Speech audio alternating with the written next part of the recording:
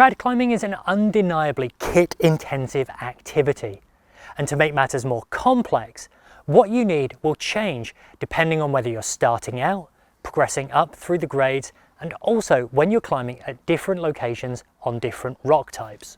In this video, we'll be looking at what a rack entails.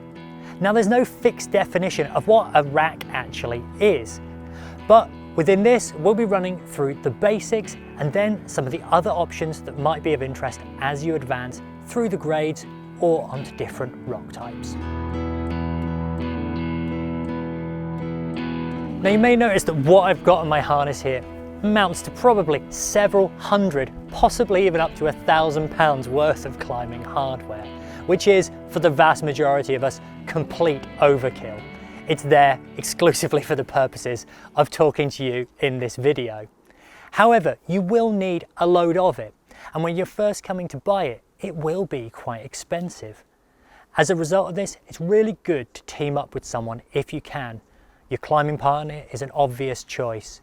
That way you can split the cost and make it more affordable. For example, one of you could buy a set of wires, the other a set of Quickdraws, and it just makes it infinitely more affordable. One of the first things you'll want when buying a rack is a set of wires. Wires come from sizes 1 to 11, and we have the DMM walnuts just here. Now, wires are great for several reasons. They're passive protection, and that means there's no active or moving parts within them. So when you place them, it tends to be quite obvious from visual inspection whether or not that placement is a good one or not. Another major benefit from a cost perspective is that for the price of 11, which can afford you up to 11 gear placements, you could buy a single camming device. Now, cams are great, but it's one piece of protection, and having 11 is infinitely superior. You'll notice that I've racked these small on one carabiner, big on another, and I've used differing colours carabiners accordingly. And the reason for this is simply so that when I'm on the lead, I can look down and grab according to colour and get what I need without panicking too much.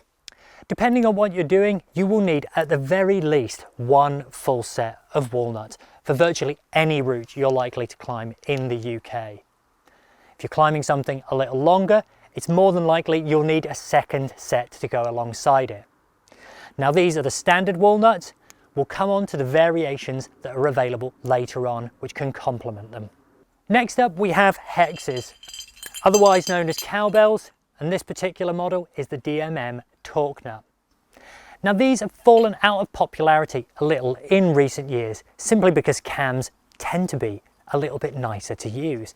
However, they are a really, really underestimated piece of kit, especially from a beginner's perspective. There's several reasons for this, and the first, once again, is price. You can buy a full set of torque nuts for around the price of a single camming device. But the next thing, and this is potentially the most important, is just how obvious they are when you're placing them. On easier routes, you'll tend to get bigger cracks, and these are a really visual piece of gear to place. It's very obvious when they're placed well, and when they're placed well, they are really solid. Another neat feature of the torque nuts is that you can use them as an extender. They've got this neat doubled up sling, and that too can act as both a cost saving measure and a weight saving measure, insofar as it means you have to carry one less quick draw. So next up is the camming device, and here we have a DMM Dragon, which is a twin axle camming device. Now, cams are indeed probably the most expensive kit that you are likely to invest in whilst building your rack. However, in times of trouble, there is arguably nothing more satisfying to place, and place quickly, than a well-placed camming device. Whereas walnuts and torque nuts fit in tapered cracks, camming devices fit in parallel-sided cracks. And as a result of this, are an absolutely fantastic thing to complement that form of passive protection. There is a bit of subtlety to placing camming devices though, and they are indeed an active form of protection, insofar as they have moving components. This isn't an instructional video, and I'm not here to teach you how to place a camming device, but if you are interested in learning, click on the link here. One of the key innovations within the Dragon Cam is the extendable sling, a lot like it is within the torque nut. And the benefit of this is, once again, that it allows you to save carrying that extra quick draw. And overall, it can act as a significant way of reducing the weight of your overall harness. And today, this harness is pretty heavy. When you're starting out, it's worth teaming up with a friend if you can.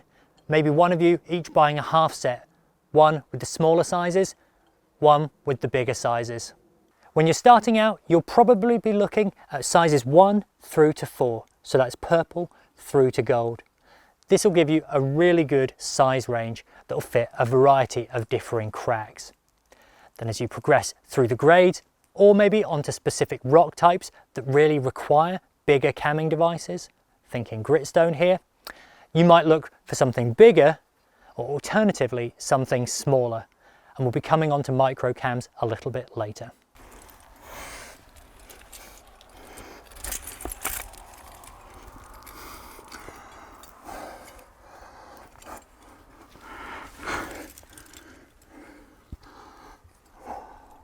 Slings are, in my opinion, one of, if not the most underrated piece of equipment any climber can own. And there's a few different reasons for this, but the first is simply down to their versatility. You can use them over spikes as protection. You can also use them as makeshift quick draws if you have enough carabiners attached. And last but not least, they are an integral part of building a better and an equalised belay. I'll usually carry a range of differing sizes depending what I'm doing. If I were climbing a single pitch, maybe just a couple of 60cm slings and a single 120cm sling across the body would suffice. For multi-pitch, I'd carry at least 2 120cm slings, so I've got one for each belay, and a greater selection of 60cm slings. When it comes to racking your slings, it's worth putting your 60cm slings over the top of your 120cm slings. And then, if you need to get your 120cm sling, remove it via the carabiner attached, and it will come off without you getting into a tangle. There's a variety of differing thicknesses available, some thicker, some thinner. Thicker essentially means slightly heavier and slightly more durable.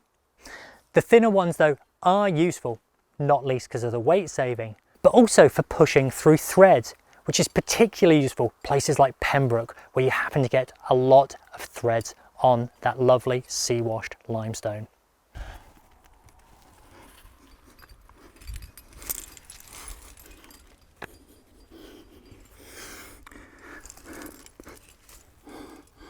And last but by no means least, quick draws. Quick draws are an essential part of your rack. And whilst some more modern developments with things such as the torque nuts and the Dragon Cams have allowed you to carry less, they're still something that is absolutely essential for the vast majority of the gear that you place. Quick draws come in a variety of differing lengths, and it's really important to have a selection on your rack. Here we have 12 and 18 centimeters, which are arguably the most common. You'll also want maybe a 25 centimeter, particularly if you're doing a long and wandering route. And finally, the ultimate ace up the sleeve, the Alpine quick draw, otherwise known as the sling draw. Now the reason to have a selection of differing quick draw lengths is in order to provide your ropes with as smooth and straight a line as possible, so that you have as little resistance as you can. Now the main reason why you want a variety of different length quick draws is so that you can keep your rope running as straight and smooth as possible. Because the more kinks and bends there are within the rope, the more drag you're going to have. And if you're climbing a long route, that's going to get pretty frustrating. Another reason is that if you only use short quick draws on routes where you are placing gear all the way to the left and the right, it can lead to the gear either walking into the crack, which can lead to cams getting stuck, or worse still, gear getting dragged up and out of cracks, so wires coming out of those tapered placements and falling out. And there's not much use in having a piece of protection that's supposed to be protecting you on the ground. You'll also notice that we've got a differing colour for each quick draw length. And much like with wires, this is really useful. Just imagine yourself on the lead, at your limit, desperately looking for a quick draw, and the one that you want isn't the right one when you grab it.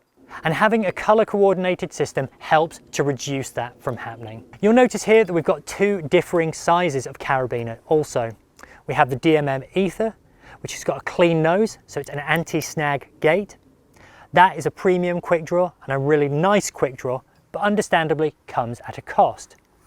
We also have the Spectre, which is a little bit bigger and is as a result slightly easier to handle, and that comes at the more affordable end of the spectrum. Now, which is the best for you depends on exactly what you want to use it for and what your budget is. So what we've run through so far are the basics. You've got your wires, your hexes, your cams, your slings, and your quick draws. This will be enough to go and climb a lot of routes. Certainly get you up single pitches. It's just that at some point, if you are progressing through the grades and climbing harder routes, or just climbing on different rock types that require certain specific types of equipment, then you might need to go deeper into the hardware that is available. And next up, we'll be running through some of the more advanced options that are available in each of those differing categories.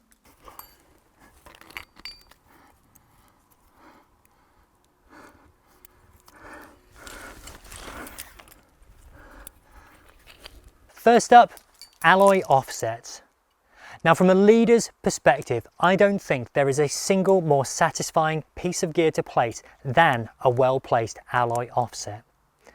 These sink in to cracks incredibly well and are very satisfying and very secure. The wedge shape just sits exceptionally well within a lot of differing cracks, and they are something that as you progress throughout the grades, you are likely to want on your rack.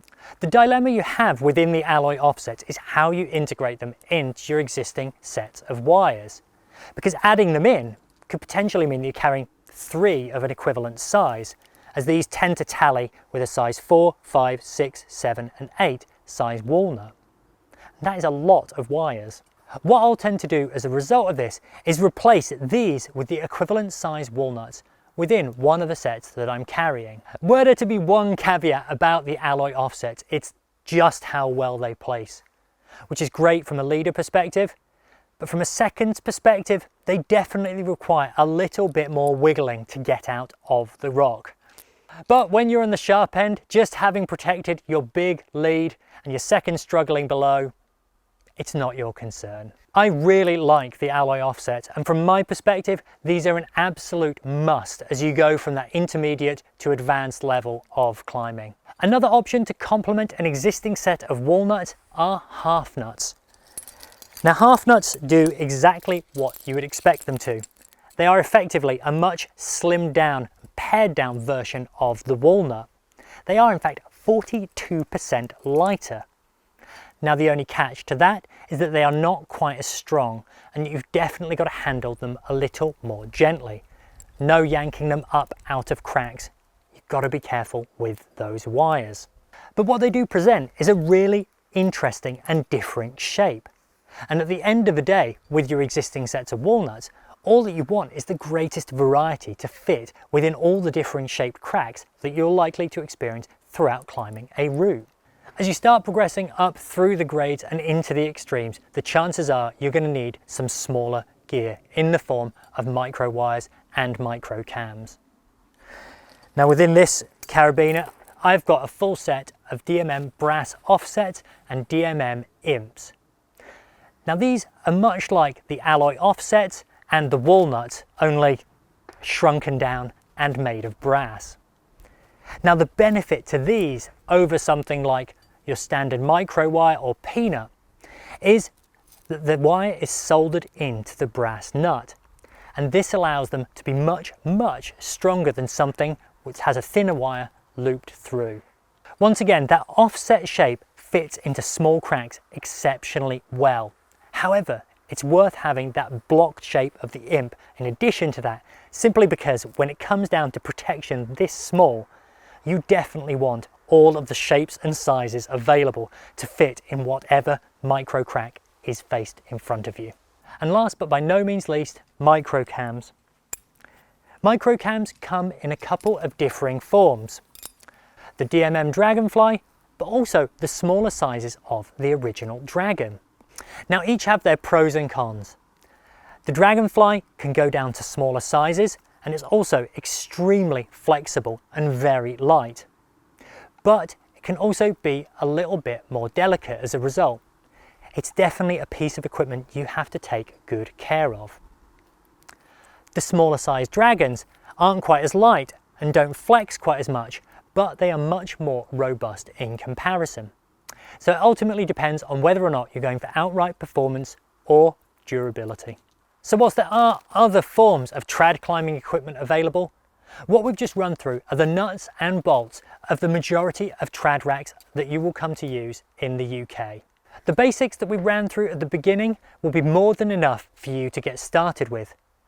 However, as you progress throughout the grades and onto different rock types, some of those advanced options you might find will improve your climbing experience. Once you've got your rack, it's just as important to get a good system in place in terms of how you rack it on your harness. On the harness I'm wearing here, the DMM Renegade, I have my wires at the front, my cams in the middle, and my Quickdraws at the back. And the carabiners I have are all color coded, so I know whether or not I'm picking up a big size wire or a small size wire, or a size 1, 2, 3 or 4 size dragon cam. All of these things can make a massive difference when you're on the sharp end. Place things on your harness where you think is most comfortable, and when you find that out, continue to place them there so that next time you know. Ultimately, the best system for you isn't necessarily the best system for me. It's whatever works best from your perspective. If you've got any questions with regards to anything we've covered in this video, or if you want further information or want to bounce about any ideas as to what your rack might look like, please put a comment below.